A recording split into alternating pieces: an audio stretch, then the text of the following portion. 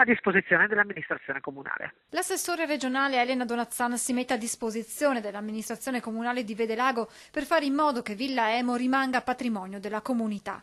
Un impegno che l'assessore ha ribadito ieri a Palazzo Ferrofini, al sindaco Cristina Andretta e al vice Marco Perin, arrivati a Venezia per discutere del futuro del complesso patrimonio dell'umanità. Dopo la dimostrazione di interesse da parte di un privato di acquistare dal Credito Trevigiano l'opera architettonica, il comune ha studiato delle possibili contromisure che vedrebbe entrare in gioco una cordata di imprenditori. Sarebbe veramente un bel segno, no? Imprenditori veneti che si riacquisiscono un patrimonio veneto. Valorizzare le finalità pubbliche di Villa Emo trasformandola, spiega l'assessore Donazzan, in un luogo per fare formazione nell'ambito del turismo. Potrebbe diventare una sede di una parte di una scuola, potrebbe diventare un grande laboratorio per le competenze turistiche del settore della ricettività, del turistico alberghiero.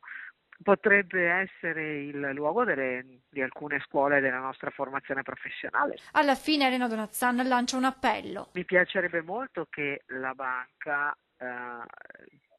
guardasse tra le offerte quelle che faranno restare questa villa molto veneta e molto legata al territorio.